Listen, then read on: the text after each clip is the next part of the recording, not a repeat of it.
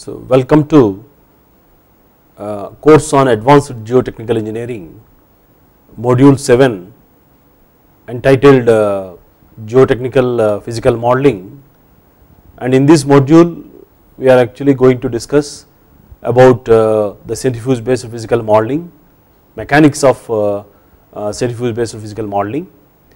In addition to that, we will actually try to solve a problem which we have actually based on the discussion we had in the previous lecture on hydraulic gradient simulation method. So, this is module 7 lecture 3 on geotechnical physical modeling. So, after having discussed the hydraulic gradient similitude method, we said that with the help of by maintaining differential pressures between top and bottom of the soil sample, predominantly saturated granular soils, there is a possibility that we can actually replicate the stresses as that in the prototype. And in connection with that, let us look into the example wherein uplift behavior of a pile in saturated sand profile. That means that in this particular example, we are considering a pile of certain length embedded in a saturated sand deposit when it is subjected to uplift. So, these piles can be subjected to uplift for example, if they are happen to be the foundations of transmission line towers, for example, the river bed in a saturated sand profile can do exist, then the piles can be subjected to uplift, or what we say is also pull out. So, this we would like to understand to investigate through hydraulic gradient similitude method. So, for that, how we need to model the uplift capacity and how we have to get the bond stress or the shear stress around the pile soil interface. So, let us look into the solution like this. The problem here before us is uplift behavior of pile in saturated sand profile. So, here this is the pile of diameter d, this is the ground surface and this is the length of the embedment. When the pile is actually subjected to uplift, then the first resisting force will be the self weight of the pile, and on the periphery of the pile there will be shear stresses which are actually acting in the downward direction, because the uplift will be in the upward direction. So, along with the self weight, these shear stresses will be acting in the downward direction, and they will be along the length of the pile and they will be along the periphery of the pile. Now, we can write by using relationship like tau z is equal to sigma h z tan delta. This sigma h z is nothing but the horizontal stress which is acting at a particular depth z below the ground surface. Sigma h z is nothing but a horizontal stress acting at a particular depth that is z below the ground surface, and delta is the pile soil interface friction angle. This is for in case of uplift, generally it will be on the lower side. So, the delta is the interface friction angle. Now, we have a relationship with sigma h z is equal to k times sigma v z. Sigma v z is nothing but vertical stress at a particular depth z.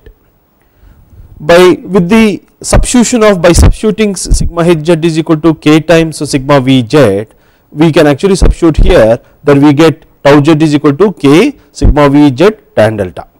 K is coefficient of earth pressure. This depends upon the type of the pile which is installed. If it is like precast driven pile, it will have a different value, it can have higher value. If it is a bored cast in situ pile, it can have low value, because the soil surrounding the pile is not stressed. because of that it can have low K values. But in case of a precast driven pile which is driven into the sandy deposit, there is a possibility that soil surrounding the pile will get stressed, because of that there is a possibility of higher K values. So now we can write that sigma Vz is equal to gamma m into Z, where gamma m is nothing but effective unit weight of the soil. So we have defined in hydraulic gradient similitude method gamma m is equal to gamma dash plus I gamma w. This I gamma w term is actually obtained from the so called the hydraulic gradient. If you are actually having a hydraulic gradient of, let us say 50 or 100 depending upon the definitions whatever we had, that means that it can be possible that the gamma m can be increased by 50 times the gamma in the prototype. So by writing sigma Vz is equal to gamma m into Z, we can write gamma dash plus I gamma w Z. So by substituting this here in this, we can write tau Z is equal to K gamma dash plus I gamma w Z into tan delta. So what we have done is that we substituted for sigma Vz is equal to gamma dash I gamma w into Z. Now let us see further. Now what we do is that in order to get simulation between model, that is in hydraulic gradient simulated method, and corresponding tau Z in prototype, what we do is that we take a ratio of tau Z in model, tau Z in prototype is equal to, from the previous expression we have K gamma dash I gamma w Z tan delta. So what we have done is that we have written in the model dimensions and prototype dimensions. M indicates the model, and model means especially here in hydraulic gradient similitude method, and P means prototype or equivalent full scale structure. So Km by Kp gamma dash plus I gamma w model, gamma dash plus I gamma w suffix prototype, Zm by Zp tan delta m by tan delta p. Now with Km is equal to Kp, assuming that all the stress history and other aspects have been taken care, and because of the reduced scale model, the Zm in model is Zp times n, that is Zm by Zp is equal to 1 by n, and when we resemble this, when we have identical stress histories and assuming that the friction angles, interface friction angles in model and prototype are identical, that is tan delta m by tan delta p is equal to 1, and gamma dash plus I gamma w model divided by gamma dash plus I gamma w p suffix p is equal to n. So this is by virtue of the hydraulic gradient similitude method.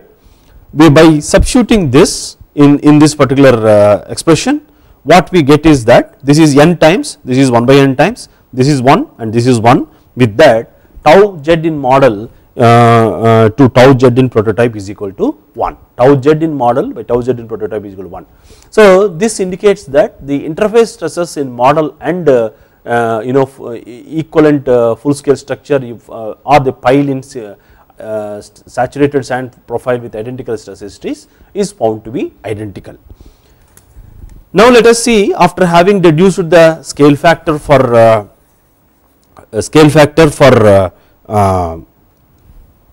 interface stress in model and prototype, let us see how we can actually get the uplift.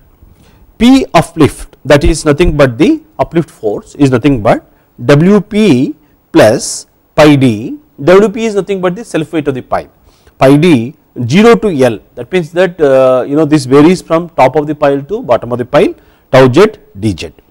Now by integrating this, what we get is that pi d L, because tau Z Z, and then when you take the limits here, pi d L is nothing but pi d is the perimeter and L is the length of the pile into tau Z.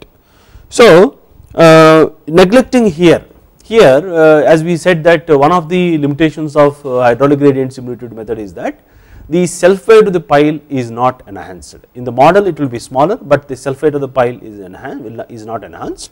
So with that, neglecting this term, then P uplift in model and prototype we can obtain as 1 by n square, with tau z in model is equal to tau z in prototype, that is we have deduced just now, wherein we said that by simulation of gamma m is equal to n gamma p, gamma m is the effective unit weight of the soil, to n is nothing but which is induced because of the simulation of higher hydraulic gradient, and gamma p is nothing but the bulk unit weight or submerged unit weight of the soil.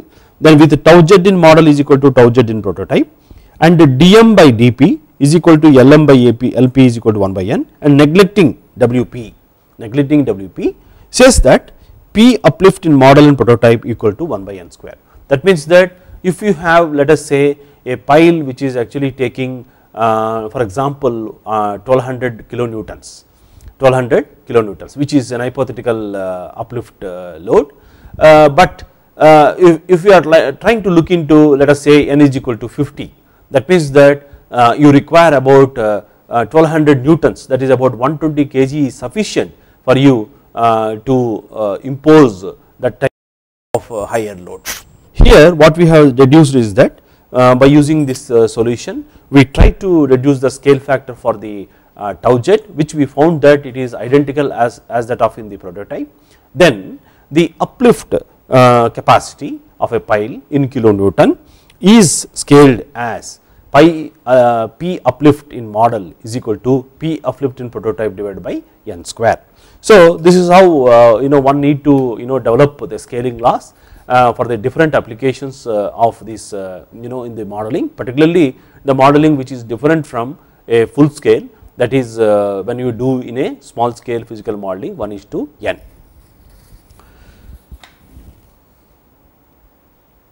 Now after having discussed about the method and also discussing about a problem, an example problem, in fact the problem which we have just now discussed is after Litinsky et al 2012, and the application of the hydraulic gradient simulated method, some of the selected application areas are actually given here, basically to study the load settlement behavior of circular footing or square footings resting on sand, and is to study the response of piles in static and cyclic lateral loads embedded in sand at various stress levels.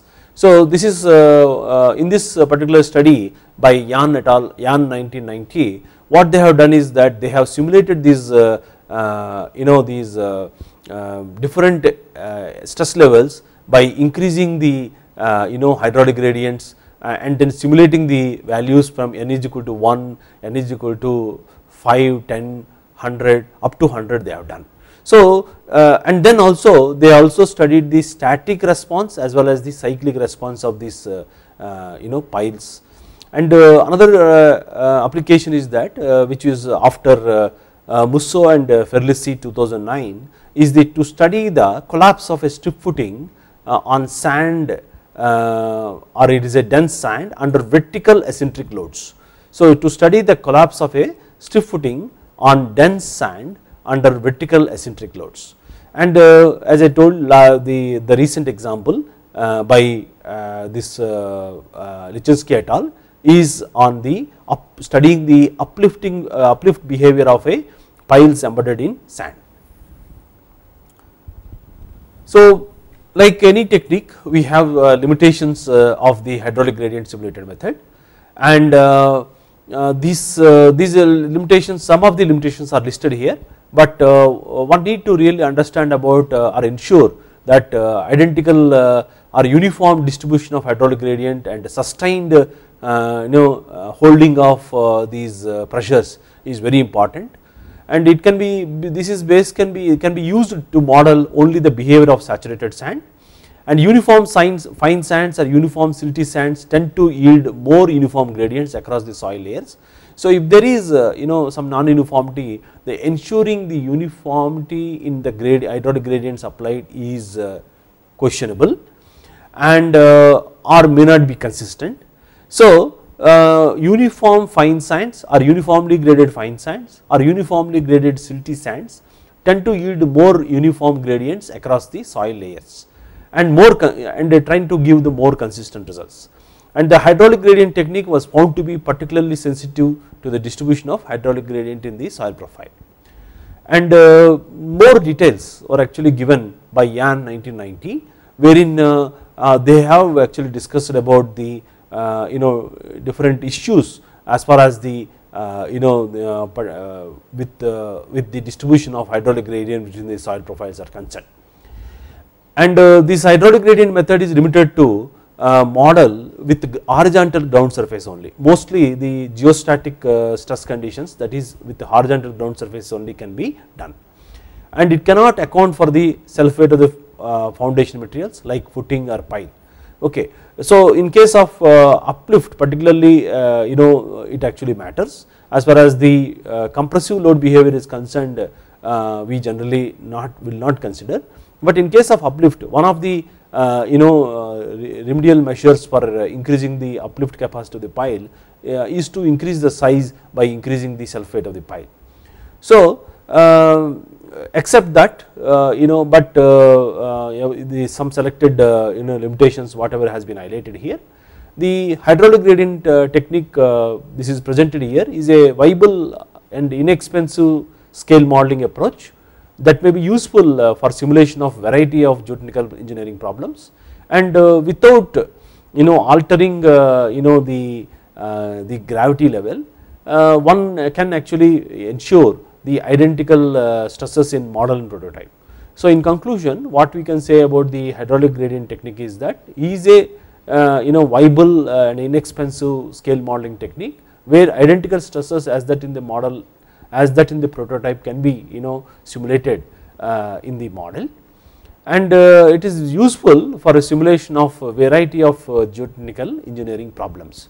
So the more research is warranted in this particular area, where say large size models can be developed for understanding different types of problems under identical stresses as that in the prototype. So after having discussed about the different modeling techniques, like we said that we have theoretical models, mathematical models and numerical models, and in this particular the flow chart which is actually given here, we have situation like sometimes from the mathematical model full and simplified, and what we tend to do is that we tend to do the prototype actual field problem will be studied, and so it is actually like a direct modeling of prototype, and if the prototype or a full scale structure is existing and which needs to be validated, then one of the alternative what we said is that the scaled physical model, that is which is different from a full scale physical model, one of the viable options in apart from the hydraulic gradient simulated method, what we said is that the centrifuge based physical model. So here the centrifuge based physical model which is actually shown here, so it can be helpful for modeling some prototypes or modeling some prototypes which are non-existent. Suppose if you are actually talking about a new phenomenon and that involves an assumption of a fictitious prototype, and it actually helps us to understand and simplify these mathematical models and basically learning the mechanism of transport process, verification or improvement of the theory. So with that what will happen, the knowledge which is actually gained from this scale physical models or of the actual prototypes or the fictitious prototypes, it actually helps to understand the learn mechanisms, basically the mechanism of the behavior can be ascertained. So before going into the in-depth understanding about the centrifuge based physical modeling, let us understand that the centrifuge based physical modeling is a physical modeling technique in which a body is rotated about a vertical axis in a horizontal plane. So when this is in the process of rotating about a vertical axis in a horizontal plane, there is a centripetal acceleration acts towards the center, which is actually shown here for a body which is actually having mass m.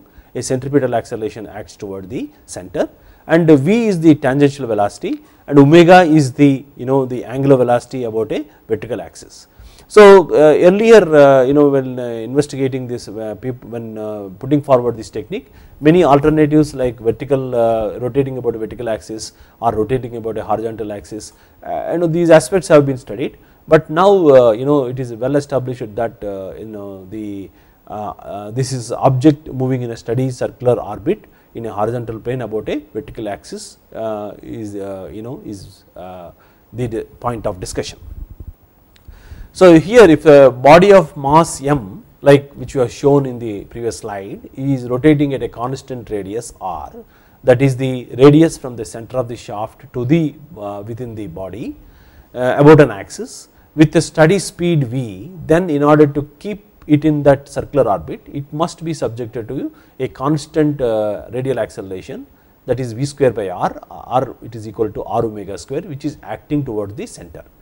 So in order to produce this acceleration, which is actually acting towards the center of the shaft or about a vertical, the axis at which is rotating, the body must experience a radial force, that is mr omega square, directed towards the axis. So by normalizing the centripetal acceleration with earth's gravity, that is g, and state that the body is being subjected to acceleration of ng, where, so what we have done is that the so called mr omega square divided by mg, when we normalize, we get ng is equal to r omega square. So this is the fundamental equation which we use in centrifuge based physical modeling. This helps if you are actually having a certain angular velocity omega, when it is when we wanted to say, this implies that if you want the higher values of n, they increase the angular velocity.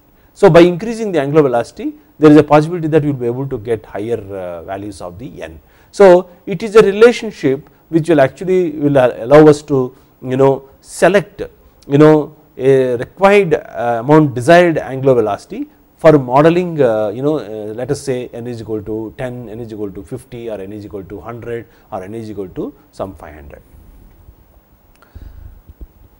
And basically this is further explained. It is like if you consider a string attached to the sphere having certain weight, the string experiences tension, and that can be felt by the hand holding the other hand. So the tension in the string applies the centripetal force on the sphere, pulling it toward the center of rotation.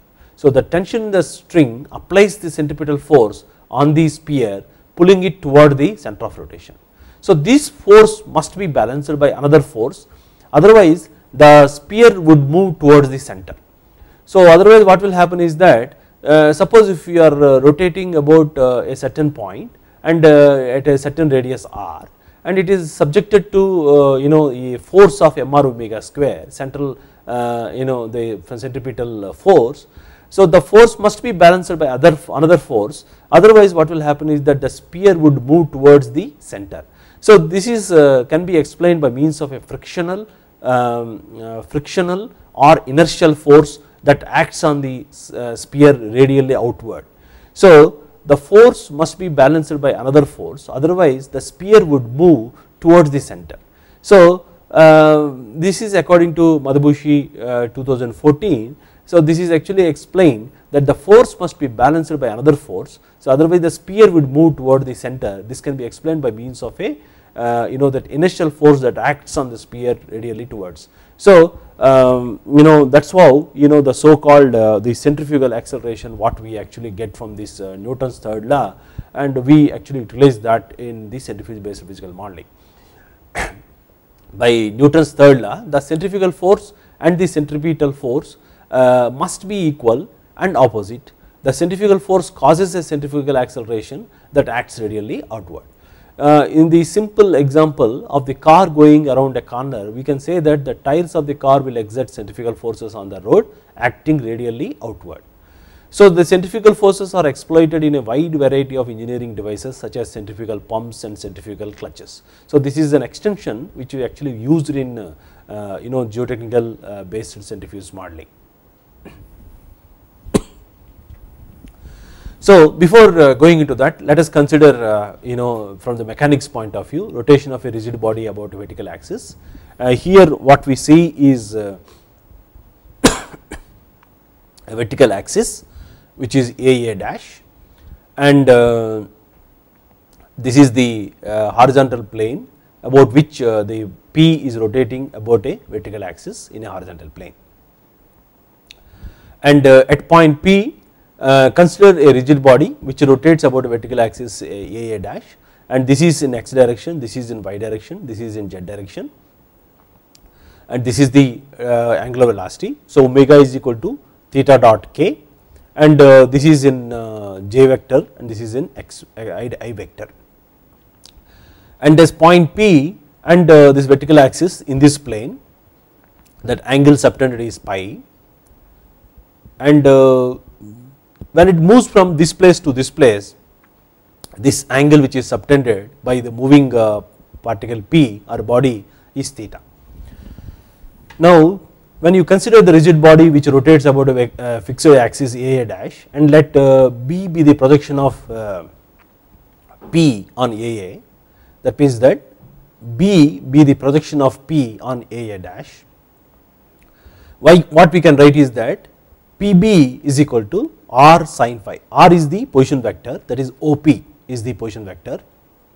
So, we can write that Pb is equal to r sin phi. Pb is equal to r sin phi. So, for a small displacement along this thing, the small length delta s, arc length delta s can be written as Pb into delta theta. Delta theta is the small angle which is subtended from by moving from point 2 from this point to this point, let us say. So, delta s is the small distance along this curve.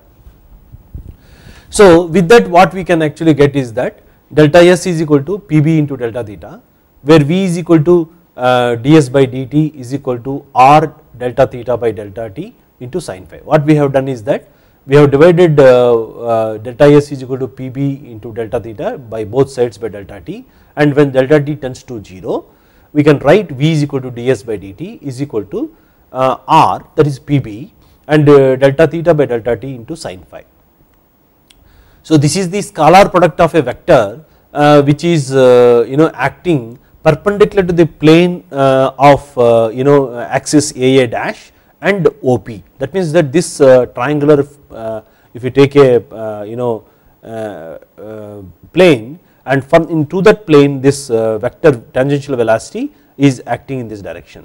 So, that means that we can write that V is equal to omega cross r, omega cross r. Omega is the vector along this is equal to theta dot k is the vector along this axis, and r is the position vector of this. So, V is equal to omega cross r. Then in order to, for determining the acceleration of the particle P, what we do is that we differentiate this V is equal to omega cross r, the cross multiplication of omega cross r, then we get the dV by dt is equal to d by dt into omega cross r, that means that d omega by d cross d omega by dt cross r plus omega cross dr by dt. So, here we see that the acceleration is divided into two components. So, d omega by dt we can write it as this is nothing but angular acceleration, rate of change of angular velocity, change in angular velocity. So, which is nothing but alpha cross r is equal to omega cross dr by dt. So, here what we can do is that this dr by dt we can write it as V, and omega cross V, that V can be substituted by omega cross r. With that we can get is that alpha cross r plus omega cross r. So, here the first component is tangential component, and omega cross r is the normal component of the acceleration. So, here alpha cross r which is angular acceleration and the position vector, again it is acting in the direction of tangential velocity, because when you take the projection of a dash to the point P, and with the position vector which is there, and it will be perpendicular to that plane, then it will be acting towards the in the direction of tangential velocity. Whereas the normal component, where we have the central axis a dash, and the vector which is perpendicular to that plane omega cross r is the V, which is the tangential velocity vector, and the perpendicular to this plane, that means that is acting towards the center. That means that we have omega cross r, which is actually nothing but a centripetal acceleration term. Now, here as far as the centrifuge based physical modeling is concerned, and if you are actually increasing the omega, let us say uniformly accelerated motion, then that means that the tangential, both tangential component as well as the normal component of the accelerations, they do exist. But if you are having a constant angular velocity, that means that immediately after attaining certain speed, and if you are able to maintain the constant angular velocity, in that situations that at is equal to 0. At is equal to 0 means that the constant angular velocity has been attained. So as far as the relevance of centrifuge based physical modeling is concerned, at is equal to 0 for tests which are actually conducted at constant angular velocity, and for a uniformly increasing G level at is present. That means that if you are actually increasing, that means that this can be a very short duration as far as the equipments are concerned, but relevance to centrifuge based physical modeling is that if you are actually having a constant angular velocity, the tangential component will not exist, that is 0, and for uniformly increased G level at is present, and both at as well as an will be present. So let us look into the simple after having discussed about the mechanics of the centrifuge modeling, let us look the principle of centrifuge modeling with an example of a slope which is having saturated undrained clay. So it is to basically the principle is to generate the similitude of stresses and strains between models and the real or hypothetical prototype by simply increasing the acceleration levels proportional to the reduction in the linear dimensions. That is what we have said in the previous slides, that in order to increase the acceleration we have a body rotating about a vertical axis in a horizontal plane. So this can be explained through a slope stability problem.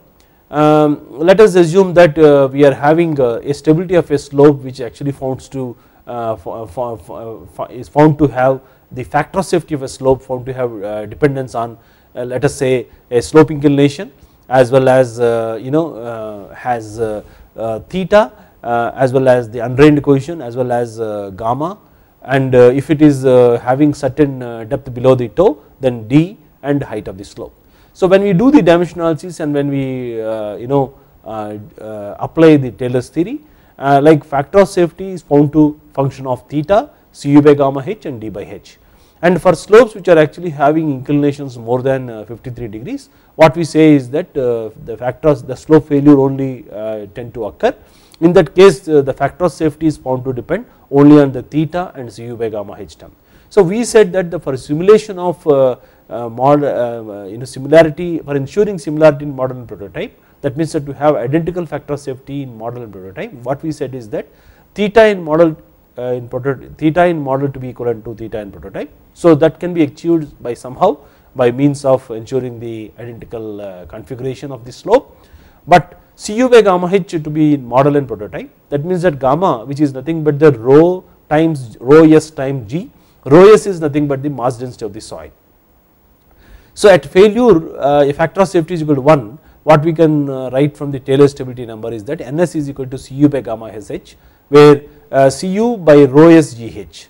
So this when you expand further, in order to model the slope failure for 1:50, 1/50 physical model at 1g, it becomes necessary to produce a material having cu by gamma is equal to 1/50. For ensuring identical stability number in model prototype, what it says is that when h is reduced by 1/50 times, and in order to have cu by rho s gh in model and prototype to be identical, that is the stability number in model and prototype will be equal, means the identical factor of safety, that is equal to at failure factor of safety is equal to 1. So in order to ensure that it says that if you are actually talking about 1:50 scale model at 1g, it says that cu by gamma has to be equal to 1/50. That means that it implies that if you are if you are not making the soil weightless, then one alternative is to have very low cohesions. So if you are actually having let us say cu of 50 kilopascals in the prototype, and this means that at 1:50 a cu of 1 kilopascals, that means that almost above liquid limit, the soil strength is almost 0. So it is almost impossible to produce material with cu by gamma is equal to 1/50, and moment we remove the scaffolding for the what we maintained for achieving the slope inclination, there can be a failure. So for a 1/50 physical model at 50g, let us say, and the ns will be in model stability number in model and prototype are equal, because here what is actually happening is that the Cu by gamma is reduced by 1 by 50, but by ensuring identical Cu in model and prototype, what has actually happened is that the gamma, which is nothing but rho s into g, and by maintaining the same soil as that in the prototype and increasing the g by 50 times, because we are able, in order to induce 50 gravities, what we do is that we rotate about a vertical axis in horizontal plane to induce a constant angular velocity. So with that what will happen is that for a 1 by 50 physical model at 50 g, ns is equal to Cu by rho s 50 g into h by 50, which actually ensures that Cu by rho s gh is equal to Cu by gamma s sh, which is nothing but ns in model prototype, ns and prototype are identical. So this is one of the classical examples which was used to bring out the merit of centrifuge modeling by using this particular example, the slope stability of a slope of composed of undrained clay. So in this particular slide, a slope with an inclination of beta, which is actually shown here, having height h, and the same when it is reduced by 1 by n times, the slope height is actually h by n times that. So this and this actually the correspondence will not be there, because there is a vast difference of because we are not able to reduce by Cu by gamma by 1 by 50, the behavior is next to impossible, but the behavior is difficult to model.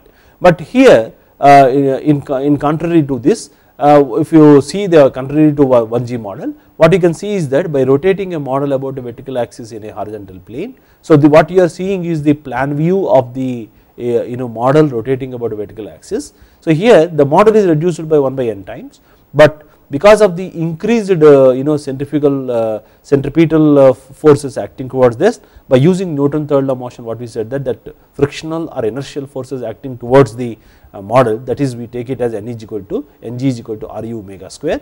So these forces they do exist when model is rotating about a vertical axis in a horizontal plane. In order to keep that in circular orbit, these centrifugal forces act in this direction, and that is nothing but what we say mg is equal to Ru omega square. So if we are actually having these constant angular velocity conditions, what we can the model slope in centrifuge would behave similar to that in the prototype. That means that a correspondence between the model in a particular this particular model and this prototype, which is at 1G at full scale level, can be achieved. So consider this with as far as the geostatic stress distributions is concerned. Let us say that we are having a soil profile having unit weight gamma, and with at a depth h in 1:1 prototype or full scale structure, the sigma v, the ordinate here is gamma h, where h is the the vertical height.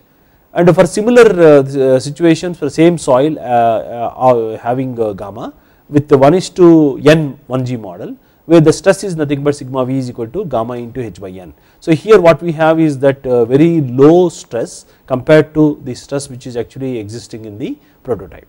But contrary to this, when we have a model subjected to n gravities, though the here for example the vertical ordinate is h and horizontal ordinate is gamma h. So here both vertical ordinate and horizontal ordinates have affected. Here the vertical ordinate is reduced, but the horizontal ordinate, that is sigma v, is identical as that in the prototype. That means you can see that sigma v is equal to gamma n into h by n, because n is now gamma is now n gamma. With that what will happen is that sigma v is equal to gamma h. So this was also possible in hydraulic gradient simulated method by with the help of seepage forces. What we said that this can be achieved, but we also discussed that different merits and demerits of the technique.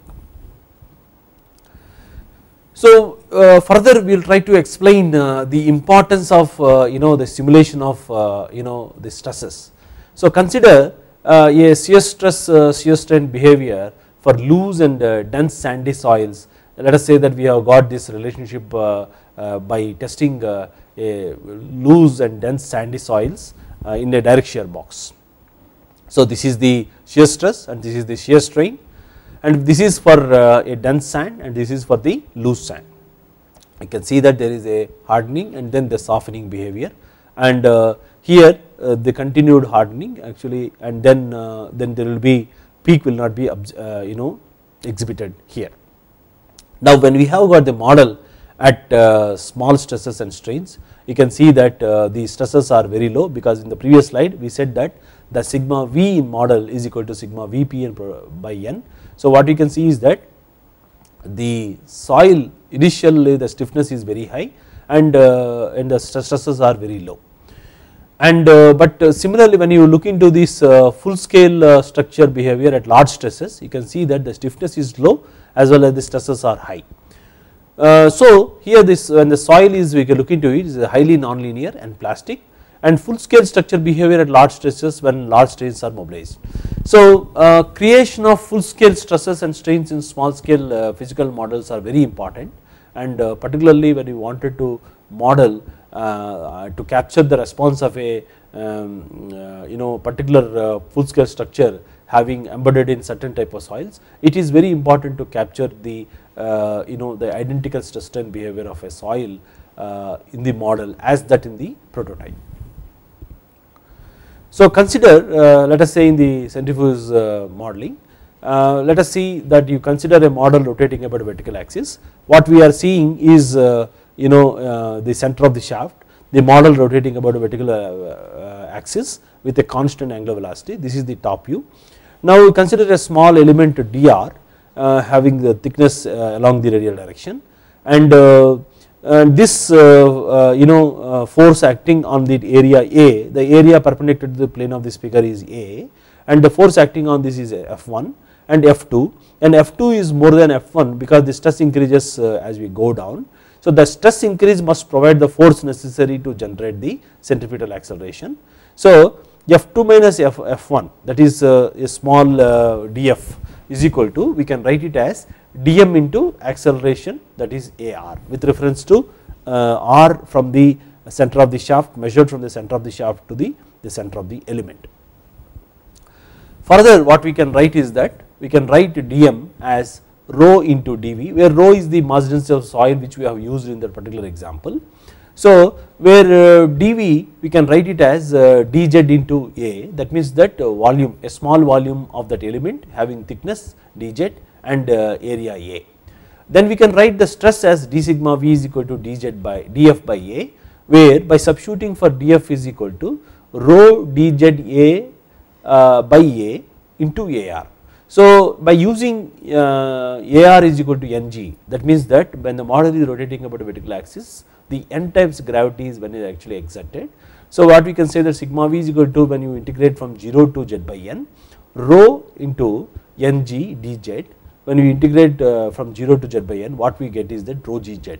So that what we have discussed in the previous slide, the stresses are identical at geometrically equivalent points in the prototype and centrifuge model, provided the linear scale in the model is inverse of acceleration scale, that is ng is equal to 1 by nl is equal to n, that is also called as GL is equal to 1 condition, Lm by Lp is equal to 1 by n, and that nl is nothing but length scale factor, which is Lm by Lp is equal to 1 by n, and Gm by Gp, that is ng is nothing but acceleration due to gravity scale factor, which is Gm is equal to ngp. So when you say that GL is equal to 1, that means that length is reduced by 1 by n times and acceleration due to gravity g is increased by n times. Now in this particular slide further the discussion is given, wherein when you are actually having the element of soil at the surface of the earth, that is in the prototype, we have sigma V is equal to rho gz. So similar condition is actually achieved with sigma V is equal to 0 to z by n rho ng dz, that is rho gz. So consequently, if the mechanical behavior of the soil is strongly dependent on stress level, that such behavior could be correctly reproduced in centrifuge modeling. That is what actually we have said, is that if the mechanical behavior of the soil is strongly dependent upon the stress levels, then such behavior could be correctly reproduced in centrifuge based physical modeling. So in order to do this, there are a number of the equipments actually have been developed in the world. They are actually the balanced beam and beam centrifuge, and another type of equipment is drum centrifuge. In fact, the initial attempts of this technique were reported in 1936 by Pokrovsky and Fedorov on the centrifuge based physical modeling. A first paper, the paper on this centrifuge modeling appeared in the first international conference on soil mechanics in 1936. And subsequently, about after a long gap, then 1970 onwards, with the help of UK, USSR and other countries, the further the work on this actually has commenced, and since then actually number of equipments have been developed, and every 4 years the conferences on this centrifuge based physical modeling are held. Nowadays they are actually called as physical modeling in geotechnics. So we have actually two equipments, one is called balanced beam centrifuge or beam centrifuge. So in this particular slide what we see is the a vertical shaft, and this is called the arm or beam of the centrifuge, and this is called the basket, and initially at normal gravity when it is when the RPM is 0, the basket will be in this position, but as the RPM increases, as the rotation of this particular system takes place about vertical axis in a horizontal plane, then the basket swings up. What we call this is called swinging basket, because basket swings up, and this angle from this point to this axis along the arm is actually called as the ramping angle, and the time which takes to reach this horizontal level is actually called as ramping time. As this is attached to the earth planet, so what we have is that virtually what we have is really the Ng, which is actually virtue of the rotation of a rigid body about vertical axis acting on both the sides, and 1G which is actually downwards. But when you look into the resultant effect of the Ng as well as 1G, this is nothing but the radial acceleration field is nothing but root over n square plus 1G. But if you look into the higher values of n, that n is equal to n dash g, which is almost considered equivalent. So this is what we see is the balanced beam centrifuge, where you have got two swing baskets. The idea was to carry two different models simultaneously, but subsequently considering the power saving requirements and aerodynamic point of view, this basket is actually replaced by a counterweight, and which is actually moves depending upon the weight of the model. See, the purpose of this balanced beam and beam centrifuge is that the sigma mr is equal to 0. That means that if you are having a mass here m1 and r1 m2 r2, the sigma mr has to be 0. So this is a typical the balanced beam centrifuge. Then we also have another category of type of equipment called in the drum centrifuge. But in the balanced beam centrifuge, in this basket the container is placed, and there are two types of containers. One is called static containers, other one are called for static tests, and which are rigid in nature. And if you are actually doing in experiments like dynamic experiments like earthquakes and other studies, then there is a possibility that in order to prevent the reflection of the P waves and S waves, there is a requirement that we have to use some sort of containers which actually simulate the identical motions as that in the prototype. So in the drum centrifuge, in this particular slide what actually has been shown is that there will be a periphery drum, and a channel will be fixed here, and there will be a central shaft and a tool table. So here in the drum centrifuge what will happen is that the tool table and as well as the drum rotate about a vertical axis in a synchronized manner. So here with this what will happen is that it is possible for us to do number of one dimensional problems, and is also possible to simulate the elastic off space conditions in soil mechanics, particularly when you take pi d, the perimeter which is the along the periphery of the drum, then it is possible that you will be able to model large infinite soil extents on the surface of the soil, and So here what we actually have is that a soil model which is actually created during flight either with the clay or with the sand by special techniques, wherein you will be able to get the this desired ground surfaces, and also the stress resistance and all those things can be matched. And in addition also it also helps that in a given with identical stress histories when we have, then it's possible that it is this technique this particular equipment can be used to do multiple experiments with identical stress histories.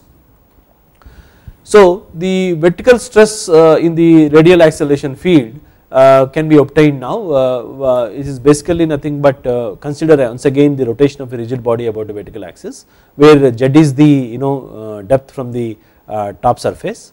So you can see that, and consider an element having dz in terms of dimensions z you discussed. Previously we actually have said that dr, and where r is the radius up till here, and when you consider the z it is nothing but rt plus z into that element, and rb is nothing but the radius up to the base of the model, and rt is nothing but the radius up to the top of the model, which is nothing but dr is equal to rb minus rt. So again by using this, but instead this is in terms of radial coordinates. When we substitute here, what we do is that d sigma v is equal to df by a rho dz a by a into ar. So here by using ar is equal to r omega square, what you can write is that sigma I is equal to rho omega square r top to r base into r dr. So with that what we get is that rho omega square by 2 rb plus rt into rb minus rt, wherein we actually say that the vertical stress distribution in the radial acceleration field is not linear, it is actually non-linear. That means that what is actually happening is that because of the radial acceleration field, there is a certain degree of non-linearity is actually encountered. So here we can also observe that when you look into the variation of the G level with the depth, at top of the model it is RT omega square, at bottom of the model it is RB omega square. So if you look into this, there is a variation of G level with the depth. Similarly, when you have the at this particular point center of the model, it is RT omega square. At the edge of the model, the gravity which is actually imposed is RT plus this offset, which is say delta z delta h omega square, delta RT plus delta h omega square, and so there is a possibility that the gravity level is actually varied along the horizontal distance, and this with the vertical depth. And if you consider the models in drum centrifuge, what we get is that there is a model which is actually curves with identical curvature surface as that of the drum periphery. So in that actually the variation of the G level with the depth with the horizontal distance can be eliminated, but however both in beam centrifuge and drum centrifuge the variation of G level with the depth is existent.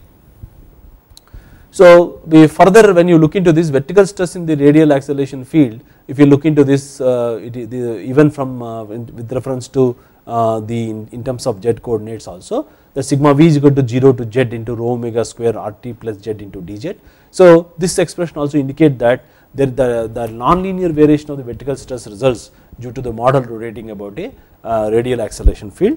So further this particular slide shows about the merit of the large centrifuge, which is actually this is actually having a small model, small radius, and this is the large radius. What you can see is that when you have large radius, the angle which is subtended to the center is very low, and in the small centrifuge the angle is very high. So what we have is that here you have 45 G, here you have got 55 G. In this case what you can see is that the variation G level is marginally negligible here. There is a variation, but it is highly traceable. So you can see that here 48.9 and here 59.4 and 51.3, here 48.9. So variation in G level is very less. So this indicates that the G level can vary with the depth, and here also when you compare a soil layer in the prototype and corresponding centrifuge model, what we said is that if you have got in prototype with the geostatic stress conditions, this is the sigma v and this is sigma h for let us say for normally consolidated soil conditions. Then when you have the similar centrifuge model, when it is subject to rotation of a vertical axis in horizontal plane, because of the radial acceleration field there is a small minor variation which is actually resulted because of this radial acceleration field effects. So in this particular lecture what we actually have discussed about is the example on the hydraulic gradient simulated method, and then further we actually looked upon how the mechanics of the centrifuge based physical modeling can actually look into the further understanding about the centrifuge based physical modeling. And we said that if mechanical behavior of the soil is important to capture, then the centrifuge based physical modeling is one of the viable option or is a tool available for geotechnical engineer to understand about the many facets of geotechnical structures.